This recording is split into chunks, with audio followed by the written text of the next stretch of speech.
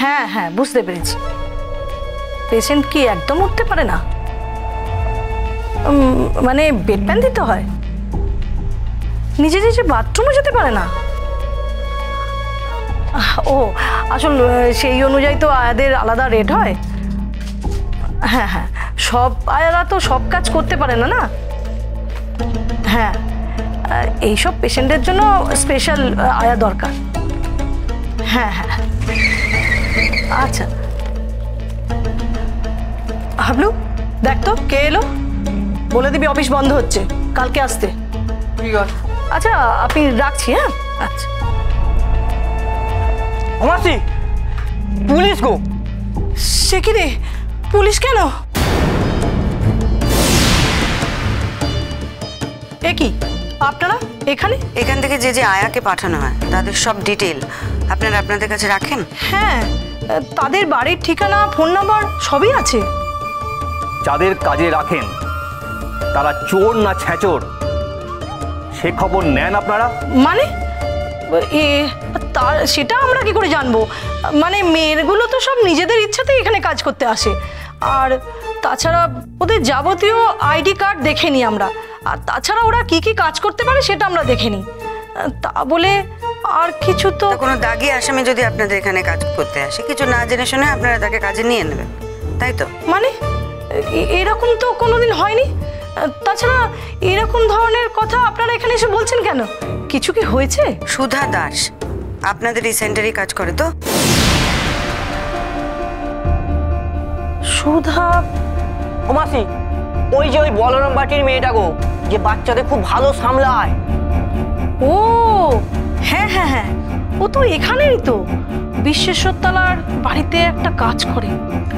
হ্যাঁ, যে বাচ্চাটা দেখভালও করতো সেই বাচ্চাটা আজ বাড়ি থেকে চুরি হয়ে গেছে।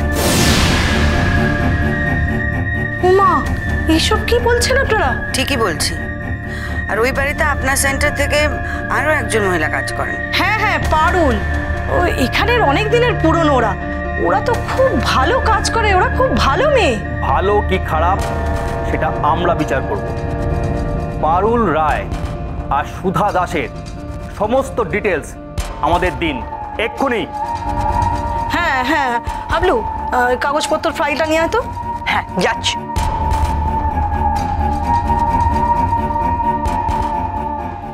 আমার একবার বিশ্বাস করো না গো বৌদি, আমি এই কাজ করিনি, করতে পারি না।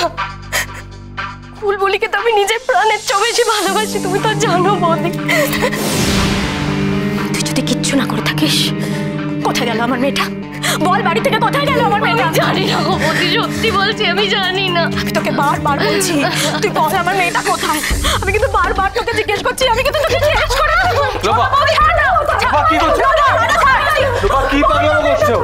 সুধাকে নিয়ে যাও। এদিকে তুমি লোপাকে ঘরে নিয়ে যাও। না আমি যাবো না, আমি কোথাও যাবো না। আমার মেয়েটা যতক্ষণ না আসছে আমি কোথাও যাবো না। সুধা দে না রে, আমার মেয়েটাকে ফিরিয়ে দে না। আমি তোকে কথা দিচ্ছি, আমি পুলিশকে বলবো না, আমি কাউকে কিচ্ছু বলবো না। লোপা শান্ত হও, শান্ত হও বৌদি। লোপাকে এখানে এই অবস্থায় একা রাখা যাবে না, ওকে ওর মায়ের কাছে আমি নিয়ে যাচ্ছি, চলো। না না, আমি কোথাও যাবো না, আমি কোথাও যাবো না। আমার বুলবুলি এখানে ফিরে আসবে, আমি কোথাও যাবো না। কিন্তু আমি কেন বুঝতে চাইছো না বলো তো? আচ্ছা, তোমার মা তো চিন্তা করছেন, বারবার আমায় ফোন করছে, এদিকে তোমার বাবাকে ছেড়ে এখানে আসতেও পারছেন না। আমার কথা শোনো, ওখানে গেলে তোমার ভালো লাগবে, তুমি একটু শান্তি পাবে। আমার বুলবুলিটা নেই, আমি কি করে শান্তি পাবো? আমি কোথাও যাবো না, আমি কোথাও যাবো না, আমি কোথাও গিয়ে শান্তি পাবো না। ও যদি ফিরে আসে আমাকে ওর জন্য এখানে থাকতে হবে। লোপা, ও ফিরে এলে আমি নিজে ওকে তোর কাছে নিয়ে যাব। তুই এখন বাবা মার কাছে যা, এখানে থাকলে তুই এরকম অস্থির অস্থির করবি। আমি যাব না, আমি কোথাও যাব না, আমি কোথাও যাব না।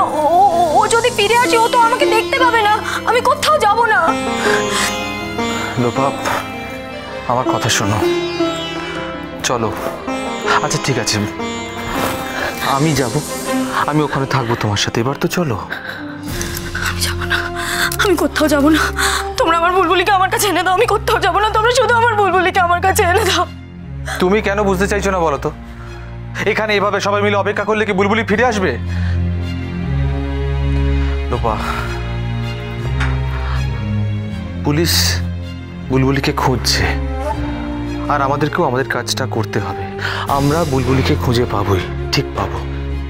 কিন্তু তুমি চলো, তুমি চলো লোপা, তোমার ভালো লাগবে। আমি যাব না, আমি কোথাও যাব না। বাবার কথা শোনো। আমি যাব না, আমি আমার বুলবুলিকে ছেড়ে কোথাও যাব না। আমার বুলবুলিকে ছেড়ে আমি কোথাও যাব না। আমি যাব না, আমি যাব না।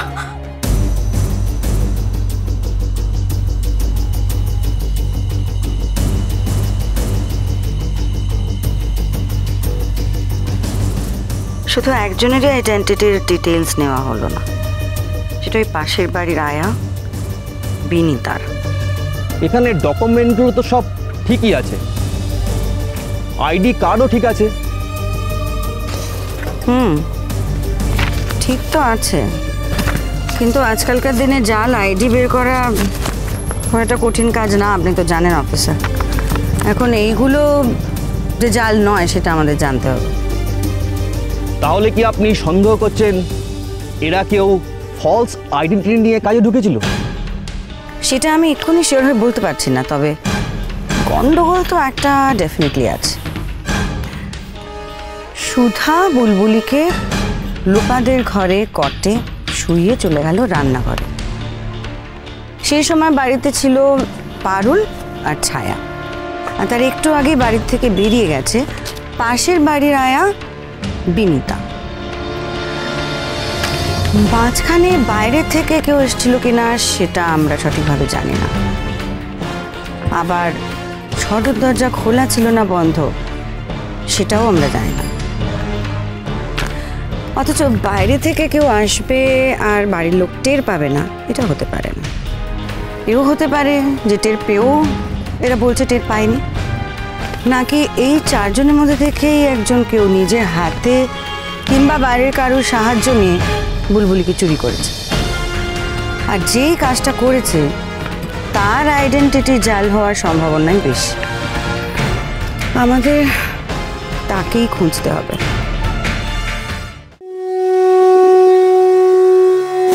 এটা তো হওয়ারই ছিল, কাজের দিকে মন না থাকলে এইরকমই হয়, খালি উড়ু উড়ু মন। কোথায় বাইরে সাইকেলের ঘন্টা বাজলো, কোথায় কে সিটি মারলো, অমনি সেই দিকে ওনার মন চলে গেল। চত্বর উঠতি বয়সের মেয়ে তো, ওই পাড়ার একটা ছোকরার সঙ্গে একটু ইয়ে হয়েছিল আর কি।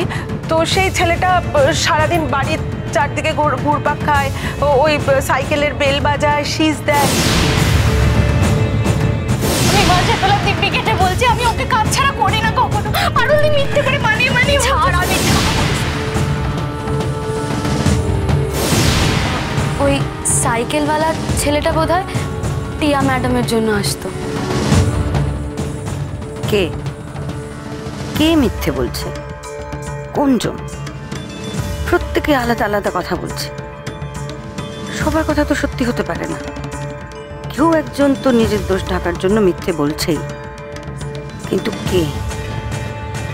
উফ মা দয়াময়ী, বুলবুলিকে দেখো তুমি ঠাকুর, ওর যেন কোনো ক্ষতি না হয়ে যায়।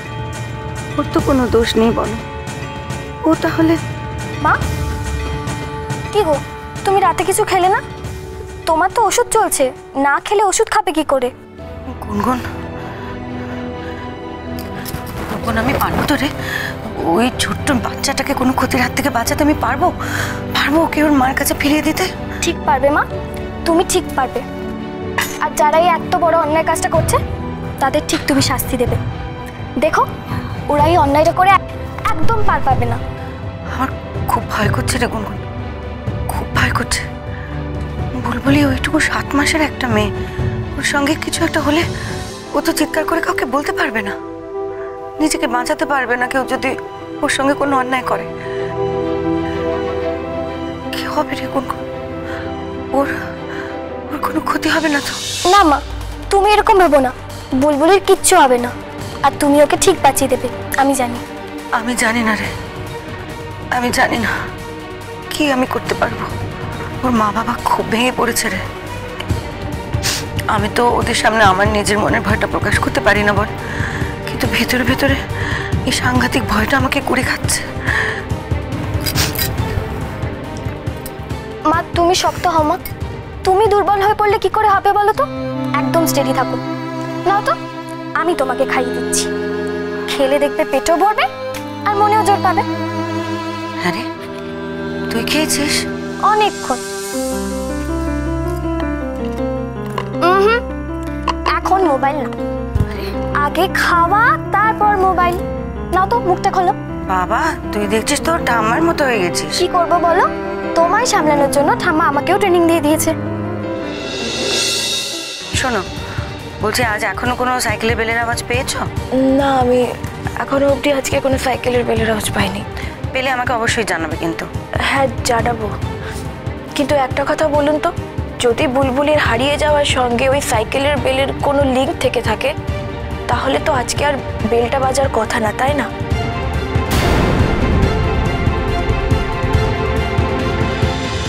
জয়কার।